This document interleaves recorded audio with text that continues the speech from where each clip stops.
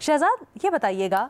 Tariffs को, तिजारत को नेगोशिएशंस के लिए इस्तेमाल करना, क्या आपके ख्याल में ये एक अच्छा कदम है? ये इंसेंटिव के तौर पे देखा जाना चाहिए या ब्लैकमेलिंग के तौर पे देखा जाना चाहिए? इंटरेस्टिंग सवाल है, बहुत शुक्रिया अलीना। देखिए, पहले तो भारत वाली बात कर लेते हैं। बैमल ने जो जिक्र किया कि जिस दिन से एक सालिसी का किरदार अदा किया है अमेरिका ने, भारत उसको तस्लीम करने से तैयार नहीं है। मतलब उन्होंने अमेरिका का रोल तो एक्सेप्ट कर लिया, लेकिन अपने मीडिया को या लोकल पॉलिटिक्स के लिए वहां पे जो लीडर्स हैं, मोदी या उनकी पूरी काबीना, वो ये तस्लीम करने के लिए तैयार नहीं है, क्योंकि ऑब्वियसली उनका जो एक स्ट्रॉन्ग मैन का इमेज है वो मुतासर होता है। दूसरा, डोनाल्ड ट्रंप कई मरतबा अब तो ये कह चुके हैं कि टैरिफ्स को मैंने इस्तेमाल किया था। अच्छा, उनके भी कुछ बयानात में देखें तो कॉन्ट्रडिक्शन है। पहला जो उनका ट्वीट आया था उसमें उन्होंने ये कहा कि मैंने इनसे बात नहीं की है दोनों ममालिक से, बट टैरिफ इनको रिलीफ मैं दे सकता हूं, हम ट्रेड कर सकते हैं। अगला ट्वीट आया तो उन्होंने कहा नहीं, मैंने तो पुश किया था, मैंने तो इनको डराया था इस बात से कि अगर आप नहीं अपने मामला को सेटल डाउन करेंगे तो मैं आपके साथ तिजारत नहीं करूंगा। तो उनके बयानात में कुछ हद तक कॉन्ट्रडिक्शन जरूर रही है, लेकिन वो बार बार ये कह रहे हैं कि मैंने सालिसी करवाई, मैंने किरदार अदा किया और मैंने ट्रेड को इस्तेमाल किया। तो देखिए, ये बात भारत तस्लीम करे या ना करे, एक फोरम, एक प्रेसिडेंट अगर ये बात कर रहा है आगे, तो कहीं ना कहीं हो सकता है कि इस पे किसी किस्म की बात हुई हो या ट्रंप की ख्वाहिश हो कि अगर आप सेटल कर लेते हैं मामला तो मैं आपके साथ ट्रेड करूंगा। आपको याद होगा कतर में, दोहा में एक बयान भी आया था डोनाल्ड ट्रंप का कि अब भारत जो कि इतना हाई रेट 60, 70, 80% चार्ज करता था हमें, अब वो जीरो टैरिफ पे आने के लिए तैयार हो गया है। तो वो जो आपका सवाल है ना कि ब्लैकमेलिंग के तौर पे इस्तेमाल करते हैं, तो वो बिल्कुल कर रहे हैं। वो तो कह रहे हैं कि मैं आर्म ट्विस्टिंग करूंगा ताकि अमेरिका को भी एक फेयर और रैशनल टैरिफ मिले। तो जहां तक भारत की बात है, जहां तक इस जवाब की बात है जो उन्होंने अपने जवाब में दिया अदलिया में, मेरे ख्याल से वो जवाब तो नहीं तस्लीम किया जा सकता कि मैंने जंग खत्म कराई है ट्रेड को इस्तेमाल करते हुए, लिहाजा मेरे पास ये अथॉरिटी और पावर है। अब मुझे नहीं एग्जैक्टली पता कि वहां पे प्रेसिडेंट के पास ये पावर्स किस हद तक होते हैं और किस हद तक एक्सरसाइज कर सकते हैं, लेकिन बहरहाल जो कोर्ट का वहां पे फैसला है, US court of international trade का, वो तो ये कह रहे हैं कि आपका ये सोल इख्तियार नहीं है कि आप रेसिप्रोकल टैरिफ के नाम पे जो है इतने ज्यादा टैरिफ चार्ज कर दें। तो वो तो कोर्ट का ऑर्डर एक आ चुका है, तो उन्होंने उनके पावर्स को लिमिट कर दिया है। लेकिन जहां तक जो बुनियादी सवाल है, मुझे लगता है जो ट्रंप की पॉलिसी थी उससे डिस्टॉर्शंस तो पूरी दुनिया में बहुत ज्यादा होंगी, क्योंकि ऑब्वियसली एक जो फ्री ट्रेड का कॉन्सेप्ट है या ग्लोबलाइजेशन का, वो पिछले हम कई दहाइयों से देख रहे हैं। उसको सडनली बंद कर देना, उससे तो डिस्टॉर्शंस क्रिएट होंगी जो कि हमने देखा कि हो भी रही है।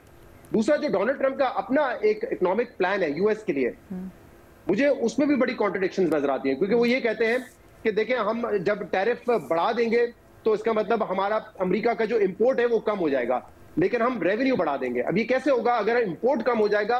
तो फिर आप टैरिफ रेवेन्यू कैसे बढ़ाएंगे? ये एक सवाल है। फिर वो ये कहते हैं कि हम लोकली चीजों को प्रोड्यूस करेंगे, दोबारा अमेरिका को इंडस्ट्रियलाइजेशन के टाइम पे लेके जाएंगे, जिससे अमेरिका इस वक्त बहुत आगे निकल चुका है। तो ये मुमकिन नहीं नजर आता। और अगर आपने वाकई इंडस्ट्रियलाइजेशन करनी है तो इसमें इमिग्रेंट्स आपको चाहिए होंगे, लेकिन फिर वो इमिग्रेंट्स की पॉलिसी के भी खिलाफ है। अभी रिसेंटली नहीं, इनफैक्ट कुछ साल पहले टिम कुक का एक बयान था, एक उनका इंटरव्यू था, जिसमें उन्होंने बताया था कि क्यों चाइना में इतनी ज्यादा प्रोडक्शन हो रही होती है वहां पे, क्योंकि वो कहते हैं कि अगर आपको इंजीनियर्स की जरूरत है, सॉफ्टवेयर इंजीनियर्स की या कोई और इंजीनियर्स का उन्होंने जिक्र किया, तो आप वहां पे पूरी फुटबॉल फील्ड को भर सकते हैं। अमेरिका में एक कमरे में भी आप नहीं भर सकते, इतने कम लोग हैं। तो सिर्फ मामला ये नहीं है कि वहां पे कॉस्ट ऑफ लेबर ज्यादा है अमेरिका में as compare to other countries, वो तो दूसरी कंट्रीज में भी बढ़ना शुरू हो चुकी है। लेकिन इतने टाइम तक जब वो एक इंडस्ट्रियल इंडस्ट्री से निकल के सॉफ्टवेयर, आईटी सर्विसेज पे चले गए, तो वो एक्सपर्टीज यूएस के पास नहीं रही है, तो वो कैसे अपने होम ग्राउंड इंडस्ट्री को इतना ज्यादा फरोग देंगे? हाँ, ये ऑब्वियसली उनका हक है कहना कि अगर हम किसी को मार्केट देते हैं, चाइना को, पाकिस्तान को, इंडिया को, कि आप अपने गुड्स को भेजें, एक्सपोर्ट करें टू यूएस, तो हमें भी एक फेवरेबल टैरिफ चाहिए। ये ऑब्वियसली उनका हक है, वो अपनी पॉलिसी डिसाइड कर सकते हैं। लेकिन वो जो ये ख्वाब दिखा रहे हैं कि इकोनॉमिक टर्न अराउंड हो जाएगा इससे यूएस का, ये मुझे नहीं लगता, और इससे डिस्टॉर्शंस ही क्रिएट होंगी। अच्छा, लेकिन उसके ऊपर भी तो एक फैक्टर ये है ना कि उसके लिए नेगोशिएशंस या पहले कुछ यूनिलैटरल इक़दाम से पहले कोई ना कोई डिस्कशंस होनी चाहिए।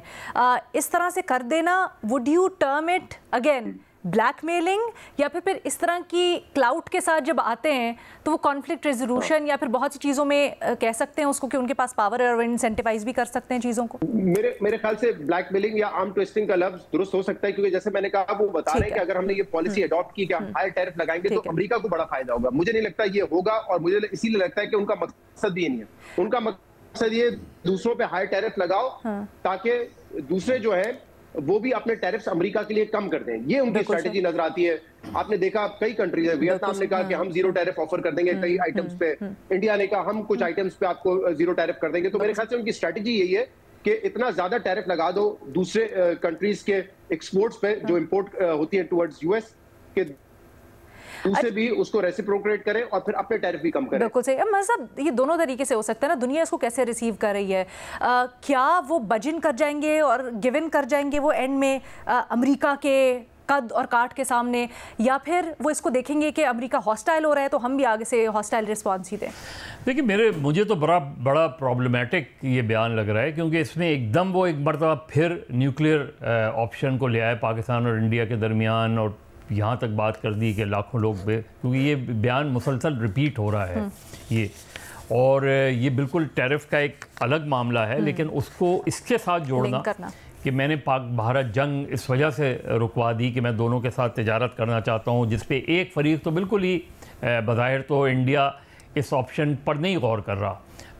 और वहाँ तो और बहुत एग्रेशन बढ़ता जा रहा है। तो अगर ये सूरत हाल में वो किसी दूसरे पैमाने पर सोच रहे हैं, तो मेरा ख्याल है हमारे लिए तो मैटर ऑफ कंसर्न है कि अमेरिका और इंडिया के ताल्लुकात अगर इस हवाले से और ख़राब हो जाते हैं, इंडिया इसको एक्सप्लॉइट करता है, क्योंकि इंडिया तो देखें जिस वक्त से जंग की सूरत हाल 6-7 मई के बाद से इंडिया को अमेरिका की उस तरीके से सपोर्ट नहीं मिली जैसे माजी में मिलती थी। तो इंडिया और यूएस की रिलेशनशिप में एक टेंशन चल रही है, हमारे लिए एक साइन ऑफ रिलीफ है। लेकिन किसी अदालत के सामने बात करते हुए ये बात रख देना कि मैंने पाक भारत जंग रुकवा दी और अगर ये चीज़ नहीं हुई तो ये जंग दोबारा छिड़ सकती है, तो ये बड़ा मैटर ऑफ कंसर्न है, और मेरा ख्याल है हमें इस पर बिल्कुल नज़र रखने की ज़रूरत है।